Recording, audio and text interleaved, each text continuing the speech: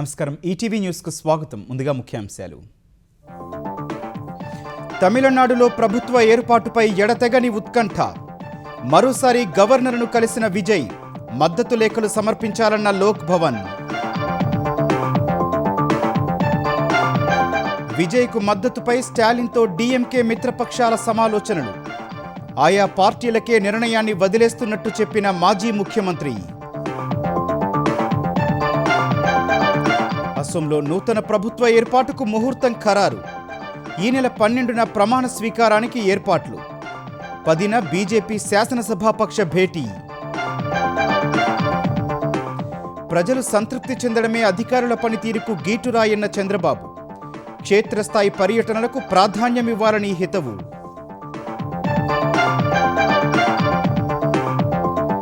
వచ్చే ఏడాది మార్చి నాటికి రెవెన్యూ రికార్డులన్నీ ప్రక్షాళన చేయాలన్న సీఎం. భూదస్త్రాల్లో ఎలాంటి తప్పులు ఉండరాదని స్పష్టీకరణ. తిరుమల ప్రసాదం కల్తీపై ఏకసభ్య కమిషన్ నివేదిక అమలుపై ఏపీ సర్కారు దృష్టి. త్రిసభ్య కమిటీ ఏర్పాటు. వారంలో రిపోర్ట్ ఇవ్వాలని ఆదేశం. బండి సంజయ్పై కౌశిక్ రెడ్డి వివాదాస్పద వ్యాఖ్యలు. బీఆర్ఎస్ ఎమ్మెల్యే కారు ధ్వంసం చేసిన బీజేపీ శ్రేణులు. కరీంనగర్లో కొద్దిసేపు ఉద్రిక్తత.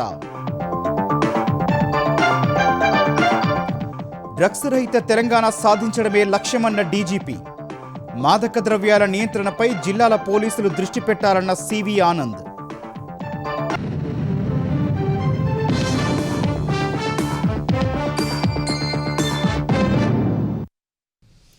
తమిళనాడులో ప్రభుత్వ ఏర్పాటుపై ఉత్కంఠ కొనసాగుతోంది. టీవీకే అధినేత విజయ్ మరోసారి గవర్నర్ రాజేంద్ర ఆర్లేకర్తో సమావేశమయ్యారు. ప్రభుత్వ ఏర్పాటుకు ఆహ్వానించారని గవర్నర్ను విజయ్ కోరినట్టు తెలిసింది. అయితే విజయ్ విజ్ఞప్తిపై రాజేంద్ర ఆర్లేకర్ సానుకూలంగా స్పందించలేదు. ఫలితంగా తమిళనాట రాజకీయం ఆసక్తికరంగా మారింది. మరోవైపు డీఎంకే అధినేత మాజీ సీఎం ఎంకే స్టాలిన్ మిత్రపక్షాలతో సమావేశం కావడం ప్రాధాన్యం సంతరించుకుంది. 24 గంటలు గడవక ముందే టీవీకే అధినేత విజయ్ మరోసారి తమిళనాడు గవర్నర్ రాజేంద్ర ఆర్లేకర్తో సమావేశమయ్యారు. ఈ సందర్భంగా గవర్నర్ విజయ్ని పలు ప్రశ్నలు అడిగినట్టు తెలిసింది. 113 మంది ఎమ్మెల్యేలతో ప్రభుత్వం ఎలా ఏర్పాటు చేస్తారని గవర్నర్ ప్రశ్నించినట్లు తెలిసింది. కాంగ్రెస్ కాకుండా ఏ పార్టీ మద్దతిస్తుందో చెప్పాలని అడిగినట్లు సమాచారం. ప్రభుత్వ ఏర్పాటుకు అవసరమైన 118 మంది ఎమ్మెల్యేల మద్దతుతో కూడిన లేఖను సమర్పించాలని గవర్నర్ కోరినట్లు తెలుస్తోంది. అప్పుడే ప్రభుత్వ ఏర్పాటుకు ఆహ్వానిస్తారని రాజేంద్ర ఆర్లేకర్ విజయ్కు చెప్పినట్లు జాతీయ మీడియా పేర్కొంది. 113 మంది ఎమ్మెల్యేల మద్దతు ఉన్నట్లు నిన్న విజయ్ సమర్పించిన లేఖపై గవర్నర్ న్యాయ నిపుణులతో చర్చించారు. అనంతరం లోక్ భవన్కు రావాలని గవర్నర్ ఆఫీస్ నుంచి విజయ్కు ఫోన్ వెళ్ళింది. అక్కడి నుంచి వచ్చిన సూచనల ప్రకారం తమిళనాట అతిపెద్ద పార్టీగా అవతరించినట్లు లేఖను విజయ్ గవర్నర్ కార్యాలయానికి సమర్పించారు. అందులో టీవీకేకు చెందిన 107 మంది ఎమ్మెల్యేల మద్దతున్న లేఖ, కాంగ్రెస్ లేఖను విజయ్ సమర్పించారు. తమిళనాడు గవర్నర్ తీరును నిరసిస్తూ మక్కల్ నీతి మయ్యం అధినేత కమల్ హాసన్ ఎక్స్లో పోస్ట్ చేశారు. మెజార్టీని రాజ్భవన్లో కాదని అసెంబ్లీలో నిరూపించుకోవాల్సి ఉంటుందని తెలిపారు.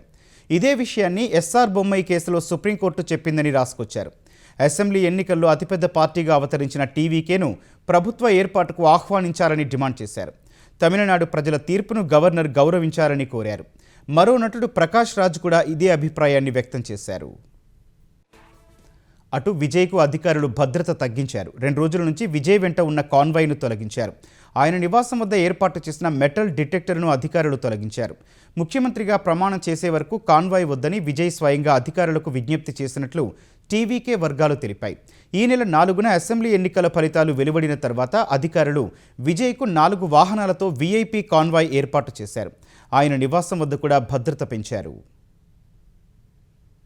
చెన్నైలో మిత్రపక్షాలు వీసీకే, సిపిఐ, సిపిఎం పార్టీల నాయకులతో డీఎంకే అధినేత స్టాలిన్ సమావేశమయ్యారు.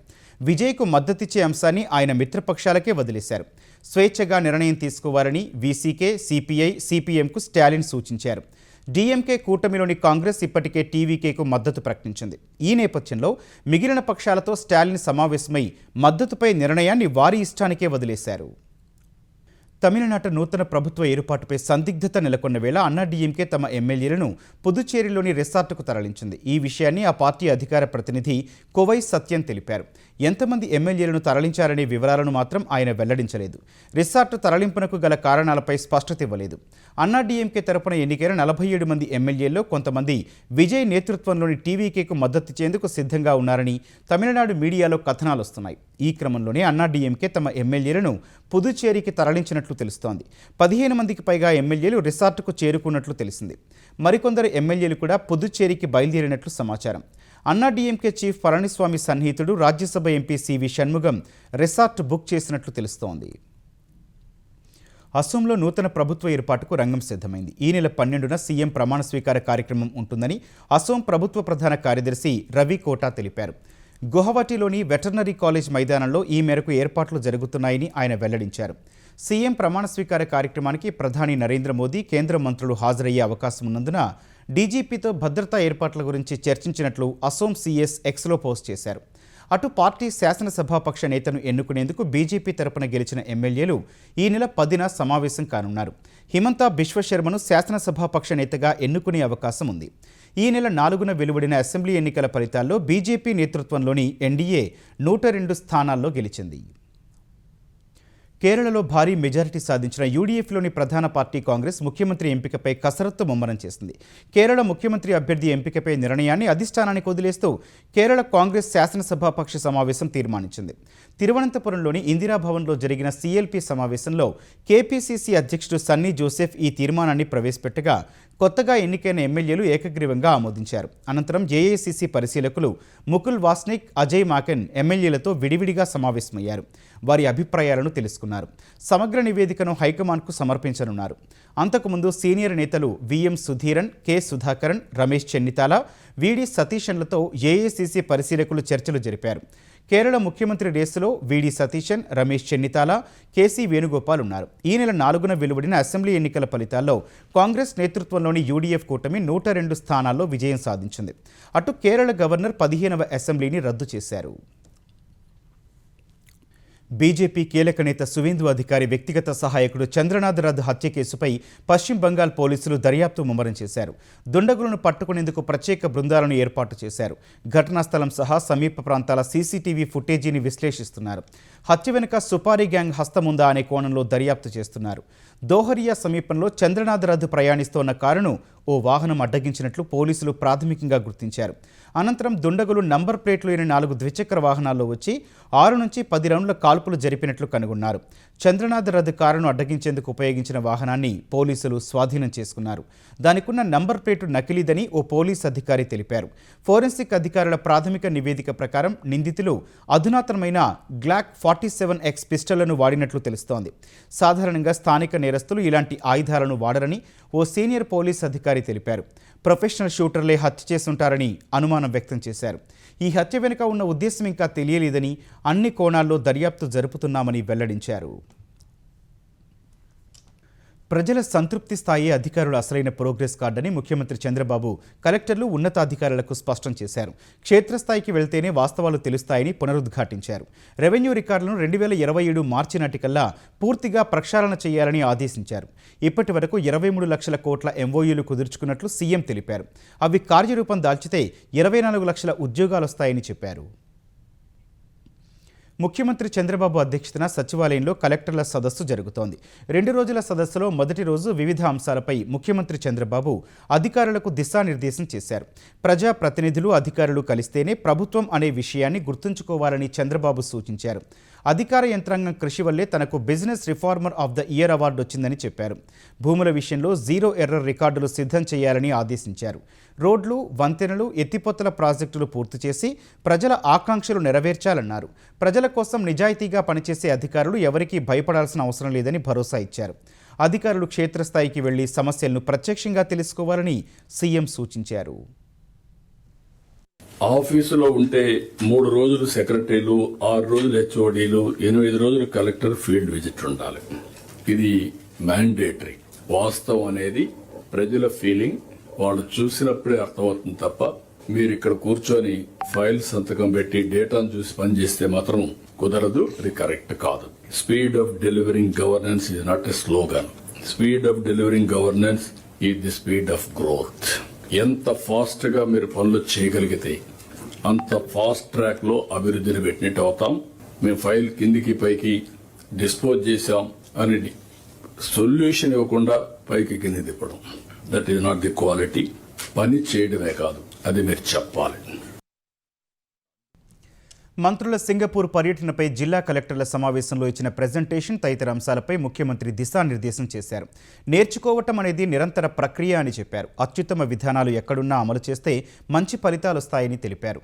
సింగపూర్లోని అత్యుత్తమ విధానాలను తీసుకుని ఒక జిల్లాను మోడల్గా అభివృద్ధి చేద్దామని సూచించారు. సింగపూర్ విధానాల అమలుకు 90 రోజుల యాక్షన్ ప్లాన్ తయారు చేసి పర్యవేక్షణ చేయాలని ఆదేశించారు. అభివృద్ధి లేకుండా సంపద లేకుండా సంక్షేమం నిలవదని స్పష్టం చేశారు. రాయల్ ఎన్ఫీల్డ్ వంటి ప్రతిష్టాత్మక సంస్థలను ఏపీకి తీసుకురాగలిగామని గుర్తు చేశారు. రాష్ట్రంలో పెట్టుబడులు ఒక పండుగ వాతావరణంలో జరుగుతున్నాయి. ఒక మాటలో చెప్పాలంటే, ఒకప్పుడు బుల్లెట్ అది మెజెస్టిక్ రైడ్ ఒకే తమిళనాడులో ఉండేవాడు. Yesterday we have cleared to get to Andhra Pradesh. నేను చిన్నప్పుడు కూడా కాలేజీలో ఉన్నప్పుడు రాయల్ ఎన్ఫీల్డ్ ఎక్కితే అదొక ప్రైడ్, మెజెస్టిక్ వెహికల్. అది ఒక్క తమిళనాడులో అంటే మనం తేగలిగాం. ఈరోజు Kia Motors, last time Google, ఒకటిగా ఏదైనా మీరు చూస్తే అనుకున్నటన్నీ సాధ్యమవుతున్నాయి. ఇవన్నీ అయినాయంటే 28 బెస్ట్ పాలసీలు తీసుకొచ్చాం. ఏపీని ఒక బ్రాండ్ గా నిలిపాం. అదే మరి 17 SIPBలు పెట్టి 283 ఆమోదించాం కంపెనీలన్నీ. 23 లక్షల కోట్ల రూపాయలు MOUలు సైన్ చేశాం. ఇవి పూర్తయితే మేము ఇచ్చిన హామీ 20 లక్షలు, 24 లక్షలు వీటితోనే ఉద్యోగాలు వస్తాయి. ఇంకా రాను పెట్టుబడులు నిరంతరం వచ్చే పరిస్థితి వస్తుంది. సమాచార పౌర సంబంధాల శాఖపై ముఖ్యమంత్రి చంద్రబాబు అసంతృప్తి వ్యక్తం చేశారు. ప్రభుత్వ పథకాలు ప్రజల్లోకి తీసుకువెళ్లేలా సోషల్ మీడియా ఇన్ఫ్లుయెన్సర్ల సేవలను ఎందుకు ఉపయోగించుకోవడం లేదని ప్రశ్నించారు. GSDP లక్ష్యాలపై కలెక్టర్లు, కార్యదర్శులు, HODలకు చంద్రబాబు దిశానిర్దేశం చేశారు. కొన్ని జిల్లాల్లో రేర్ ఎర్త్ మినరల్స్ ఉన్నాయని, వాటికి సంబంధించిన ప్లాంట్లు వస్తే మరింత అభివృద్ధికి ఆస్కారం ఉంటుందని తెలిపారు. సూర్యలంక, మంగినపూడి, విశాఖ, శ్రీకాకుళం, మైపాడు తదితర ప్రాంతాల్లో బీచ్ ఫ్రంట్లను అభివృద్ధి చేస్తే స్థానికులకు అవకాశాలు పెరుగుతాయన్నారు. అందరం కలిసి ప్రజల్లో సంతృప్త స్థాయి పెరిగేలా పనిచేద్దామని పిలుపునిచ్చారు. నేను పబ్లిక్ సాటిస్ఫాక్షన్ కొలమానంగా పెట్టుకున్నా. పింఛన్ పంపిణీ నుంచి అర్జీల పరిష్కారం వరకు మనం ఇచ్చే కైండ్ క్యాష్ సర్వీసెస్ ఇప్పటికీ 74-75% రీచ్ అయ్యాం. నేను 90+ రీచ్ కావాలి. మీ అందరికీ లాస్ట్ మైల్ డెలివరీ ఎక్కడ లోపం ఉందో, ఒకవేళ సిస్టమ్ డెఫిషియన్సీస్ ఉంటే కరెక్ట్ చేయాలి. అల్టిమేట్గా నేను చూశాను, టెస్ట్ చేశాను డేటా. టెస్ట్ చేస్తే బాగా చేసింది ఎక్కడ అప్రిషియేట్ చేస్తున్నారు. ఎక్కడన్నా కానీ మిస్ఫైర్ అయితే మాత్రం ఇమ్మీడియట్గా ఇది హైలైట్ అవుతుంది. ఈ విషయం కూడా మీరు గుర్తుపెట్టుకోవాల్సిన అవసరం ఉంది. అందుకే నేను 90% సంతృప్తి లక్ష్యం, CS స్థాయి నుంచి గ్రామ స్థాయి వరకు అందరం కూడా సమిష్టిగా పనిచేయాలి. మినిస్టర్స్ దగ్గర నుంచి లాస్ట్ మైల్లో ఉండే ప్రజాప్రతినిధి కూడా ప్రజలకు జవాబుదారీతనంగా ఉండాలి. అదే మరిగా it is not a target, it is a mandate. I'm very clear on that. ఒకవేళ మీరు చేయలేకపోతే అది మన అసమర్థత తప్ప కప్పిపుచ్చుకునే ప్రయత్నం ఎక్కడా చేయకుండా మనం ముందుకు పోవాల్సిన అవసరం ఉంది. అల్టిమేట్గా citizen satisfaction is your report card. Deliver results, not reports. ప్రభుత్వ పాఠశాలల విద్యార్థుల ప్రతిభను దేశం ముందుంచేలా 10వ తరగతి టాపర్ల ఫోటోలతో ప్రకటనలు ఇవ్వడం కొత్త ఒరవడిగా ముఖ్యమంత్రి అభివర్ణించారు. చాలా ఖచ్చితంగా సమన్వయంతో పనులు చేయడంలో సింగపూర్ సర్కారు ఎంతో ముందుందని ఏపీ రెవెన్యూ మంత్రి అనగాని సత్యప్రసాద్ తెలిపారు. కలెక్టర్ల సదస్సులో సింగపూర్ పర్యటన అనుభవాలను మంత్రి పంచుకున్నారు. ప్రజలకు 500 రకాల సేవలను కూటమి ప్రభుత్వం అందిస్తున్నప్పటికీ సింగపూర్ లాగా వాటన్నింటినీ ఒకే చోట సులభంగా అందేలా చర్యలు తీసుకోవాలని సూచించారు. ఏపీ ప్రభుత్వం పరిశ్రమలకు వేగంగా అనుమతులు ఇస్తున్నప్పటికీ సింగపూర్ ప్రభుత్వం మాదిరి పరిశ్రమలు రాకముందే భూమిని, మౌలిక వస్తువులను సిద్ధం చేసుంచేలా పనిచేయాలన్నారు. ఏపీలో ప్రభుత్వ శాఖలు, జిల్లా పరిపాలన పటిష్టంగా ఉన్నప్పటికీ సింగపూర్ లాగా అన్ని శాఖలు సమన్వయంతో కలిసి పనిచేసేలా చూసుకోవాలని సత్యప్రసాద్ అభిప్రాయపడ్డారు. సింగపూర్ ఎవరైతే ఉన్నారో ఇంటిగ్రేషన్ కానీ వాళ్ళ అకౌంటబిలిటీ కానీ గవర్నెన్స్ అనేది అంటే ఆర్టీజీఎస్ డాష్ బోర్డ్స్ అవ్వచ్చు, రియల్ టైమ్ మానిటరింగ్ అవ్వచ్చు, ఇవన్నీ మనం హెడ్ ఉన్నాం. కానీ వాళ్ళ అకౌంటబిలిటీ అనేది 100% ఉంది. వాళ్ళకి సిటిజన్ సెంట్రిక్ గా వి ఫస్ట్ అనేది ఒక అద్భుతమైనటువంటి నినాదం తీసుకుని వాళ్ళు ముందుకు వెళ్తున్నారు. ఇది ఒక అద్భుతమైన ఎక్స్పీరియన్స్. అలాగే ఎన్నో ఇంజనీరింగ్ మార్వెల్స్ కూడా మేము చూసాం అక్కడ. అలాగే స్కేల్ వర్సెస్ ప్రెసిషన్ కూడా చాలా అద్భుతంగా మనకి 15,000 పైన మనకి గ్రామ సచివాలయాలు ఉన్నాయి. మనం బ్రహ్మాండంగా చేస్తాను. కానీ ప్రెసిషన్ అండ్ ఇంటిగ్రేషన్ వాళ్ళ దగ్గర అద్భుతంగా ఉంది. మత్తు పదార్థాల కట్టడిలో జిల్లాల పోలీసులు కూడా దృష్టి సారించాలని తెలంగాణ డీజీపీ సివి ఆనంద్ ఆదేశించారు. Eagle force DG Sandeep Sandilya, eagle force SP పద్మజతో పాటు ఈగల్ ఫోర్సెస్ సిబ్బందితో డీజీపీ సమావేశం నిర్వహించారు. 2.5 సంవత్సరాలుగా సాధించిన ప్రగతిని తెలుసుకున్నారు. దేశవ్యాప్తంగా జరిగిన ఆపరేషన్స్ వివరాలు తెలుసుకున్నారు. డ్రగ్స్ నియంత్రణను ప్రథమ ప్రాధాన్యతగా పెట్టుకున్నామని సమావేశం తర్వాత డీజీపీ తెలిపారు. డ్రగ్స్ అరికట్టడానికి ఈగల్ ఫోర్సే కాకుండా ఆయా కమిషనర్లు, ఎస్పీలు కూడా పనిచేయాలని స్పష్టం చేశారు. జిల్లాల్లో ఉన్న సెల్స్, నార్కోటిక్ పోలీస్ స్టేషన్లు పూర్తి స్థాయిలో వినియోగించుకుంటామని డీజీపీ వివరించారు. మన రాష్ట్రంలో ఉన్న ప్రజలకు ఎవరైతే భయంతో ఉన్నారో, మా పిల్లలు ఏమైపోతున్నారు, స్కూల్స్ వెళ్తే భయము, అక్కడ హాస్టల్స్లో ఉంటే భయము, అక్కడ ఎటువంటి వాళ్ళకు మిత్రులు ఉన్నారు, ఫ్రెండ్స్ గ్రూపు, పియర్ గ్రూపు, ఇవన్నీ కూడా చాలా ఆందోళన, చాలామంది తల్లిదండ్రులు ఉన్నారు. వాళ్ళందరికీ కొద్దిగా కంఫర్టు లేకపోతే కొద్దిగా భయం తగ్గియాలంటే పోలీస్ ఫోర్సు ఏదైతే ఉందో తెలంగాణ రాష్ట్రానికి చెందిన అన్ని శాఖలకు చెందిన పోలీస్ అధికారులు ఎవరైతే ఉన్నారో, సిబ్బంది ఉన్నారో, వారందరూ కూడా ఈ డ్రైవ్లో పాల్గొని మూకుమ్మడిగా దీనిపైన దాడి చేస్తే కానీ ఇది జిల్లా స్థాయిలో కూడా మనం కంట్రోల్ చేసే ప్రసక్తి కొద్దిగా తక్కువగా ఉంటుంది.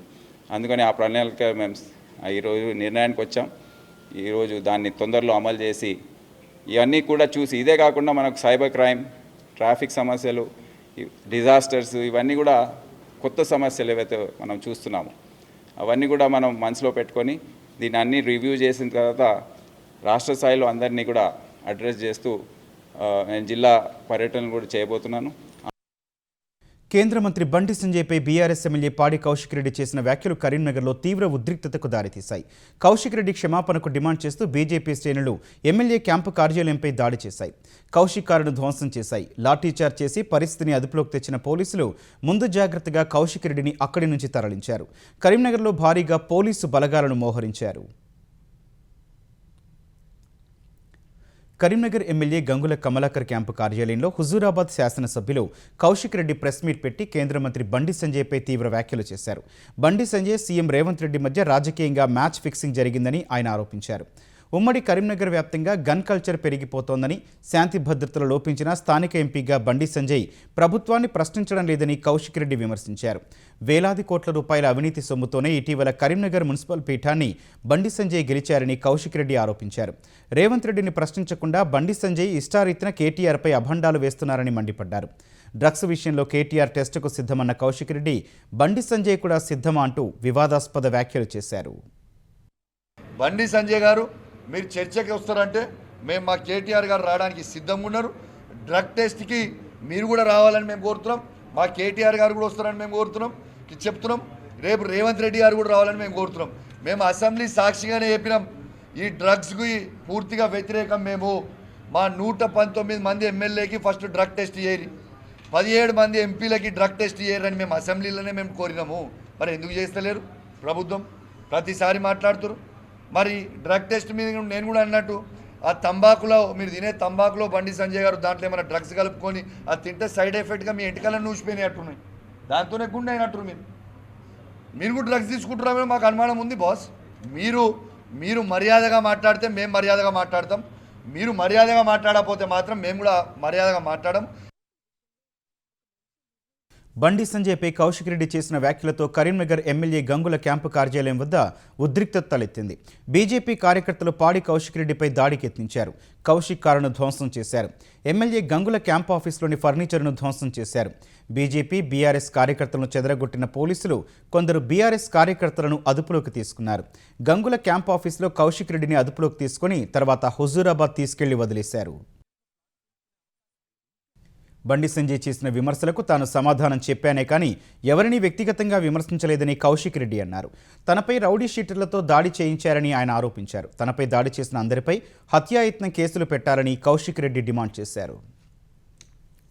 ధాన్య కొనుగోళ్లపై తెలంగాణలో పలుచోట్ల రైతుల ఆందోళనలు కొనసాగుతున్నాయి. యాదాద్రి భువనగిరి జిల్లా తుక్కాపురం చౌరస్తా వద్ద ధాన్యం బస్తాలతో రైతులు నిరసన తెలిపారు. కొనుగోలు కేంద్రంలో క్వింటాకు 5 కిలోలు తరుగు తీస్తున్నారని మండిపడ్డారు. ధాన్యం బాగున్నా అధికారులు మిల్లర్లు కుమ్మక్కై రైతుల కష్టాన్ని దోచుకుంటున్నారని ఆవేదన వ్యక్తం చేశారు. భువనగిరి చిట్యాల ప్రధాన రహదారి కావడంతో ఇరువైపులా వాహనాలు కొద్దిసేపు నిలిచిపోయాయి. వరంగల్ జిల్లా వర్ధన్నపేట వ్యవసాయ మార్కెట్ ముందు జాతీయ రహదారిపై రైతులు ధర్నాకు దిగారు. అధికారులు ధాన్యం కొనుగోలు చేయటం లేదని ఆరోపిస్తూ రోడ్డుపై బైఠాయించారు. కాంటాలు వేయకుండా స్థానిక మార్కెట్ చైర్మన్ అడ్డుకుంటున్నారని రైతులు ఆరోపిస్తున్నారు. ధర్నాతో జాతీయ రహదారిపై వాహనాలు భారీగా నిలిచిపోయాయి. పోలీసులు చేరుకుని సర్ది చెప్పడంతో రైతులు ఆందోళన విరమించారు. కాంటాలు వేయించి వార్తాన్ని వేయించి మార్కెట్ నుంచి ఇక్కడికి వచ్చిన తర్వాత కూడా ఒక 5 నిమిషాల్లో మళ్ళా చక్రం తిప్పి మరి చైర్మన్ గారే కావాలని ఆపినట్టు మాకు సమాచారం. కలెక్టర్ నుంచి కింది స్థాయి గ్రామ అధికారిగా కూడా మరి మాట ఇచ్చిన తర్వాత చైర్మన్ గారు ఆపడానికి కారణమైంది. ఈ రైతులందరూ కూడా మరి రైతులు కాదా వీళ్ళు దళారులా? మరి ఎందుకు ఈ ప్రభుత్వం ముండి వైఖరి? మాకు ఎందుకు ఇంత రైతులను నిర్లక్ష్యం చేస్తున్నారు? పంట పండించి ఎవరి కాళ్ళు పట్టుకోవాలి, ఎవరిని బదిలాడాలి? ఎందుకు పండియాలి? మా ఇంటి మంది మేము పండించుకుని బతకలేవా? గవర్నమెంట్ నిర్లక్ష్యం ఎందుకు ఇట్లా అని ఈరోజు ప్రశ్నిస్తున్నాను. రైతులందరూ ప్రకృతి వ్యవసాయం దిశగా ముందుకెళ్లాలని తెలంగాణ వ్యవసాయ శాఖ మంత్రి తుమ్మల నాగేశ్వరరావు పునరుద్ఘాటించారు. హనుమకొండలో ఏర్పాటు చేసిన రైతు మేళా ముగింపు కార్యక్రమానికి మంత్రులు కొండా సురేఖ, తుమ్మల నాగేశ్వరరావు హాజరయ్యారు. ప్రకృతి వ్యవసాయానికి ప్రభుత్వ ప్రోత్సాహం ఉంటుందని తుమ్మల తెలిపారు. భూసారం తగ్గకుండా పూర్వీకుల మాదిరిగా వ్యవసాయం చేయాలని రైతులను కోరారు. కేంద్ర ప్రభుత్వం ఎలాంటి సహకారం అందించకున్నా తెలంగాణలో రాష్ట్రంలో ప్రతి గింజను కొంటున్నామని మంత్రి కొండా సురేఖ అన్నారు. ప్రతి రైతు మేళాను ఉపయోగించి వ్యవసాయంలో మెళకువలు తెలుసుకోవాలని మంత్రులు సూచించారు. రుణమాఫీపై బీఆర్ఎస్ నేతలు చేసిన వ్యాఖ్యలపై మంత్రి తుమ్మల మండిపడ్డారు. మేము యూరియా ఇవ్వలేక కాదు, పురుగు మందులు ఇవ్వలేక కాదు, లేదు పెట్టుబడి ఇవ్వలేక కాదు. వీటి వల్ల జరిగేటటువంటి అరిష్టాన్ని మనం అరికట్టలేకపోతే వ్యవసాయమే భవిష్యత్తులో ప్రశ్నార్థకం అవుతుంది. కాకతీయులు పాలించినటువంటి ఈ పౌరుషాల గడ్డ మీద పనికి మాలిన వాళ్ళు వచ్చి పనికి మాలిన మాటలు మాట్లాడి రైతాంగాన్ని అవమానపరుస్తున్నారు. 10 సంవత్సరాల్లో ₹1,00,000 మాఫీ చేయలేక రైతుల మీద 12,000 కోట్లు మళ్ళీ వడ్డీ భారాన్ని మోపితే రైతులు మిమ్మల్ని చేదరించుకొని చీగొట్టి బయటికి పంపిస్తే మళ్ళీ తగుదునమ్మా అని చెప్పి రైతుల కష్టాలను కూడా ఓట్లుగా మార్చుకొని మళ్ళీ అధికారం రావాలనుకునేటటువంటి మీరన్న మాటలే. మీరు నిన్న ఆ వేదిక మీద నుంచి మాట్లాడినటువంటి చౌకబారు మాటలు నాకు మాట్లాడబుద్ధి కావట్లేదు. రుణమాఫీలో మీరే బట్టే బాసుగాళ్ళు. ఏ ఒక్క రైతు కూడా ₹1,00,000 సరైన సమయంలో రుణమాఫీ చేయలేదు. మేము చెప్పిన ₹2,00,000 కుటుంబానికి, మీరు చెప్పేది ఖాతాలు, వేరే పంట రుణాలు చెప్తున్నారు. మేము అడిగాం 3 నెలలు 2,00,000 లోపల పేర్లన్నీ వచ్చినాయి. ఆ పేర్ల లిస్ట్ కూడా మీకు పంపించాం. ఇంకా సిగ్గు లేకుండా రుణమాఫీ మీద మాట్లాడేటటువంటి నైతిక హక్కు ఆ పార్టీకి ఉండదు అని చెప్పి మీకు ఈ సందర్భంగా మనం చేస్తున్నాం. అమృత్ 2 పథకంలో భాగంగా సాలూరు నియోజకవర్గానికి ₹100 కోట్ల భారీ తాగునీటి ప్రాజెక్టు రానుందని ఏపీ గిరిజన సంక్షేమ శాఖ మంత్రి గుమ్మడి సంధ్యారాణి వెల్లడించారు. సాలూరు గాంధీ పార్క్ వద్ద పిఎన్ బోడవలస వద్ద వాటర్ ట్యాంక్ ఏర్పాటు చేస్తామని తెలిపారు. సాగునీటి కాల్వల శుభ్రతకు ₹2.5 కోట్లు మంజూరయ్యాయని చెప్పారు. సాలూరులోని వడ్డాది కోనేరు అభివృద్ధికి ప్రత్యేక చర్యలు చేపట్టడంతో పాటు వాకింగ్ ట్రాక్ నిర్మాణానికి ₹1 కోటి మంజూరయ్యాయని తెలిపారు. పాచిపెంట మండలానికి 60 లక్షలు, మక్కువ మండలానికి 1.30 కోట్లు, సాలూరు మండలానికి 60 లక్షల అభివృద్ధి నిధులు మంజూరైనట్లు మంత్రి వివరించారు. తిరుమల ప్రసాదం కల్తీ వ్యవహారంపై ఏకసభ్య కమిషన్ నివేదిక అమలుకు ప్రభుత్వం ఉన్నత స్థాయి కమిటీ ఏర్పాటు చేసింది. ప్రభుత్వ ప్రధాన కార్యదర్శి నేతృత్వంలో త్రిసభ్య కమిటీని ఏర్పాటు చేసింది. ఏకసభ్య కమిషన్ నివేదికను అధ్యయనం చేసి అందులోని సిఫారసుల అమలుపై దృష్టి సారించాలని త్రిసభ్య కమిటీకి దిశానిర్దేశం చేసింది. కమిటీ చైర్మన్గా ప్రభుత్వ ప్రధాన కార్యదర్శి, సభ్యులుగా డీజీపీ, మెంబర్ కన్వీనర్గా న్యాయశాఖ కార్యదర్శిని నియమిస్తూ ప్రభుత్వం ఉత్తర్వులు జారీ చేసింది. ఏకసభ్య కమిటీ నివేదికలోని నిర్ణయాలు, సిఫారసులను అమలు చేయగలిగే అంశాలను త్రిసభ్య కమిటీ కమిటీ పరిశీలిస్తుంది. ఈ సిఫారసుల అమలుకు న్యాయపరమైన చర్యలను సూచించడం, నిర్దిష్ట కాల పరిమితికి ప్రాధాన్యమిచ్చి అమలు ప్రణాళికను రూపొందించనుంది. ప్రభుత్వం తీసుకున్న నిర్ణయాల అమలును ప్రభావవంతంగా చేయడానికి సరైన పరిశీలన కార్యాచరణను కమిటీ సూచించనుంది. వారం రోజుల్లో ప్రభుత్వానికి నివేదిక సమర్పించాలని కమిటీని ఆదేశిస్తూ ఉత్తర్వులు జారీ అయ్యాయి. ఉప ముఖ్యమంత్రి పవన్ కళ్యాణ్ ప్రాతినిధ్యం వహిస్తున్న పిఠాపురం నియోజకవర్గంలో టీడీపీ ఇన్ఛార్జిను మారుస్తూ ఆ పార్టీ కీలక నిర్ణయం తీసుకుంది. ప్రస్తుత ఇన్ఛార్జ్ ఎస్వీఎస్ఎన్ వర్మను బాధ్యతల నుంచి తప్పించింది. త్వరలో నియోజకవర్గ పార్టీ వ్యవహారాల నిర్వహణ కోసం ప్రత్యేక కమిటీ ఏర్పాటు చేయనుంది. ఇందుకు అనుగుణంగా కసరత్తు కూడా చేపట్టింది. పిఠాపురంలో జనసేన, తెలుగుదేశం మధ్య వరుస వివాదాలు జరగడం, అధిష్టానం ఎన్నిసార్లు చెప్పినా పరిస్థితి మారనందునే కఠిన చర్యలకు దిగినట్టు తెలుస్తోంది. పై స్థాయిలో తాను జనసేన అధ్యక్షుడు పవన్ కళ్యాణ్ ఎలాంటి ఈగోలు లేకుండా సఖ్యతతో ఉంటుంటే కుర్చీల కోసం, ఫోటోల కోసం కింది స్థాయిలో నేతలు గొడవలకు దిగడం తగదని చంద్రబాబు పునరుద్ఘాటించారు.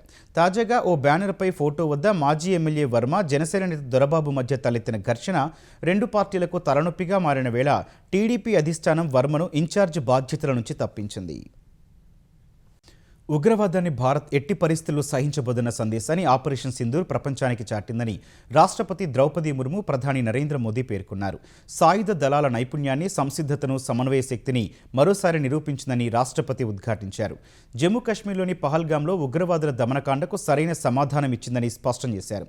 పహల్గాం ఉగ్రదాడికి వ్యతిరేకంగా పాకిస్తాన్పై భారత్ చేపట్టిన ఆపరేషన్ సింధూర్కు ఏడాది పూర్తయిన వేళ ఎక్స్లో పోస్టు పెట్టిన ప్రధాని ఆపరేషన్ సింధూర్ చిత్రాన్ని డీపీగా ఉంచారు. ఉగ్రవాదం, దానికి ఆజ్యం పోస్తున్న శక్తులను సమూలంగా నాశనం చేసే వరకు భారత్ విశ్రమించబోదని ప్రధాని తేల్చి చెప్పారు. ఆపరేషన్ సింధూర్ సమయంలో సాయుధ దళాలు అసమానమైన ధైర్యాన్ని, సంకల్పాన్ని ప్రదర్శించాయని కొనియాడారు. సైన్యం చూపిన శౌర్య పరాక్రమాలకు యావత్ భారతావని గర్విస్తోందన్నారు. ఆపరేషన్ సింధూర్ త్రివిధ దళాల మధ్య సమన్వయాన్ని చాటిందని తెలిపారు. రక్షణ రంగంలో స్వావలంబన కోసం చేపట్టిన ప్రయత్నాలు ఫలించి జాతి భద్రతకు అదనపు బలాన్ని చేకూర్చాయని వెల్లడించారు. దేశ భద్రతకు, పౌరుల ప్రాణాలకు హాని తలపెడితే ప్రతిచర్య తీవ్రంగా ఉంటుందని మోదీ హెచ్చరించారు. కేంద్ర మంత్రులు కూడా ఆపరేషన్ సింధూర్ చిత్రాన్ని డీపీగా ఉంచారు. ఆపరేషన్ సింధూర్ ప్రపంచవ్యాప్తంగా సైనిక వ్యూహాలకు కొత్త పాఠంగా నిలిచిందని deputy chief of army staff lieutenant general Rajiv Ghai అన్నారు. ఆపరేషన్ సింధూర్కు నేటితో ఏడాది పూర్తయిన వేళ మాట్లాడిన లెఫ్టినెంట్ జనరల్ రాజీవ్, సమాచార, నిఘా, బీఎస్ఎఫ్, సైన్యం వంటి అన్ని విభాగాల మధ్య అద్భుతమైన సమన్వయం విజయానికి కారణమన్నారు. ఈ ఆపరేషన్లో బ్రహ్మోస్, ఆకాశ్ సహా మరెన్నో స్వదేశీ ఆయుధాలు నిర్ణయాత్మక పాత్ర పోషించాయన్నారు. అత్యంత తక్కువ సమయంలో ఒక సంక్లిష్టమైన ఆపరేషన్కు ప్రణాళిక చేసి అమలు చేశామన్నారు. ఏ ఉగ్రస్థావరం సురక్షితం కాదని ఆపరేషన్ సింధూర్తో స్పష్టమైన సందేశం ఇచ్చామని చెప్పారు. ప్రజలు, భద్రత, సార్వభౌమత్వాన్ని భారత్ కాపాడుకోగలదని వెల్లడించారు. ఆపరేషన్ సింధూర్ ముగింపు కాదని, ప్రారంభమని లెఫ్టినెంట్ జనరల్ రాజీవ్ ఉద్ఘాటించారు. విద్యార్థుల్లో సైన్స్ పట్ల ఆసక్తి పెంచేందుకు కేంద్ర ప్రభుత్వం కృషి చేస్తోందని కేంద్ర మంత్రి కిషన్ రెడ్డి చెప్పారు. అందులో భాగంగానే హైదరాబాద్లో సైన్స్ సిటీకి శ్రీకారం చుట్టిందని వెల్లడించారు. హైదరాబాద్ ఉప్పల్లోని సిఎస్ఐఆర్ ఐఐసిటి ప్రాంగణంలో సైన్స్ సిటీ పనుల పురోగతిపై కేంద్ర మంత్రి సమీక్ష నిర్వహించారు. 3 దశల్లో సైన్స్ సిటీ నిర్మాణం జరుగుతుందని ఆయన చెప్పారు. మిగిలిన పనులను వేగవంతంగా చేయాలని ఆయన ఆదేశించారు. ముఖ్యాంశాలు మరోసారి. తమిళనాడులో ప్రభుత్వ ఏర్పాటుపై ఎడతెగని ఉత్కంఠ. మరోసారి గవర్నర్ను కలిసిన విజయ్. మద్దతు లేఖలు సమర్పించాలన్న లోక్ భవన్. విజయ్కు మద్దతుపై స్టాలిన్తో డీఎంకే మిత్రపక్షాల సమాలోచనలు. ఆయా పార్టీలకే నిర్ణయాన్ని వదిలేస్తున్నట్టు చెప్పిన మాజీ ముఖ్యమంత్రి. అసోంలో నూతన ప్రభుత్వ ఏర్పాటుకు ముహూర్తం ఖరారు. ఈ నెల 12న ప్రమాణ స్వీకారానికి ఏర్పాట్లు. 10న బీజేపీ శాసనసభాపక్ష భేటీ. ప్రజలు సంతృప్తి చెందడమే అధికారుల పనితీరుకు గీటురాయన్న చంద్రబాబు. క్షేత్రస్థాయి పర్యటనలకు ప్రాధాన్యమివ్వాలని హితవు.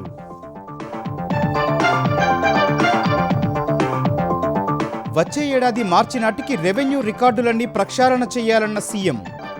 భూదస్త్రాల్లో ఎలాంటి తప్పులు ఉండరాదని స్పష్టీకరణ. తిరుమల ప్రసాదం కల్తీపై ఏకసభ్య కమిషన్ నివేదిక అమలుపై ఏపీ సర్కారు దృష్టి. త్రిసభ్య కమిటీ ఏర్పాటు. వారంలో రిపోర్ట్ ఇవ్వాలని ఆదేశం. బండి సంజయ్పై కౌశిక్ రెడ్డి వివాదాస్పద వ్యాఖ్యలు. బీఆర్ఎస్ ఎమ్మెల్యే కారు ధ్వంసం చేసిన బీజేపీ శ్రేణులు. కరీంనగర్లో కొద్దిసేపు ఉద్రిక్తత. డ్రగ్స్ రహిత తెలంగాణ సాధించడమే లక్ష్యమన్న డీజీపీ. మాదక ద్రవ్యాల నియంత్రణపై జిల్లాల పోలీసులు దృష్టి పెట్టాలన్న సివి ఆనంద్.